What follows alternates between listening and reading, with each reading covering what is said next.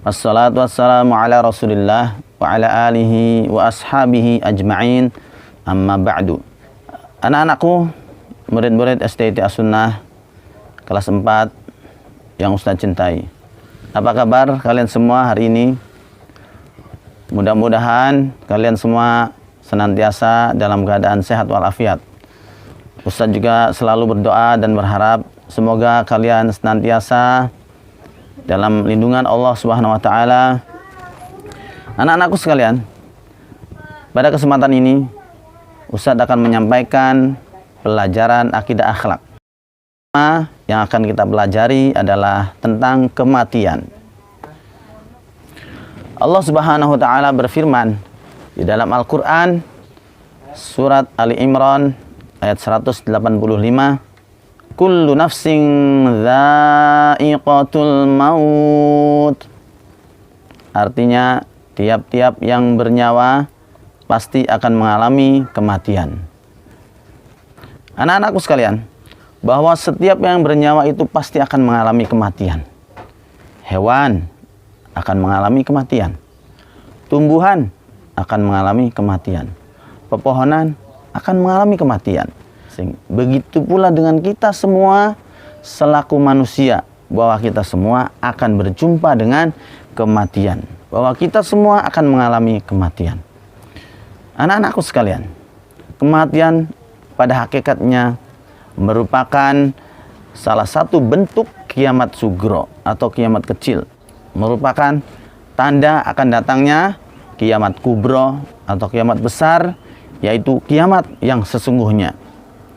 Anak-anakku sekalian, ada dua peristiwa yang termasuk dalam kiamat sugro. Yang pertama adalah kematian atau al-maut, dan yang kedua adalah kehidupan di alam barzakh atau di alam kubur. Anak-anakku sekalian, rahimani Allah wa iyyakum. Sebelum manusia memasuki alam barzakh, yaitu alam kubur, ia pasti akan mengalami kematian. Kita pasti akan mengalami kematian. Nah, apa itu kematian? Apa arti kematian? Kematian adalah terpisahnya nyawa dari jasad. Ustaz ulangi, kematian adalah terpisahnya nyawa dari jasad. Hal ini sebagaimana telah dijelaskan di dalam Al-Quran surat Ali Imran ayat 185 tadi. Kullu nafsin dha'iqatul maut. Tidak ada satu makhluk pun yang dapat terhindar.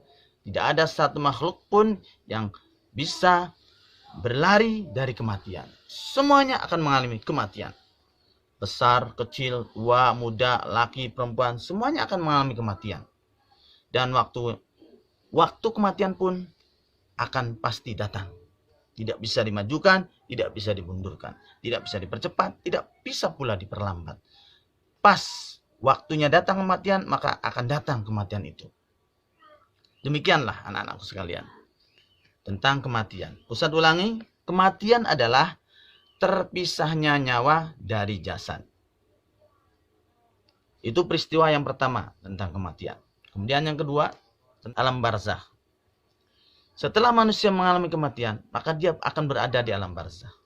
Tetapi sebelum nyawa manusia itu terpisah dari jasadnya, maka manusia itu akan mengalami sakaratul maut. Apa itu sakaratul maut? Sakaratul maut adalah saat-saat terakhir nyawa atau roh berada di dalam jasad manusia.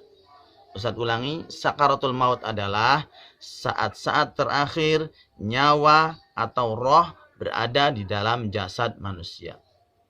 Anak-anakku, rahimani Allah wa iyyakum, bahwa hamba yang beriman kepada Allah Subhanahu wa taala akan melewati sakaratul maut itu dengan mudah, dengan gampang.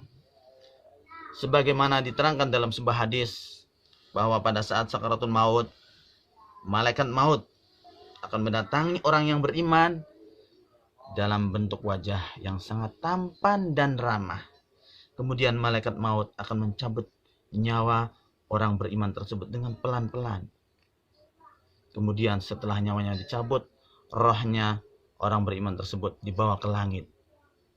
Kemudian setelah itu Allah Ta'ala memerintahkan kepada malaikat untuk mengembalikan ruh tersebut, mengembalikan nyawa tersebut ke dalam jasad manusia orang beriman yang sudah berada di alam kubur tersebut.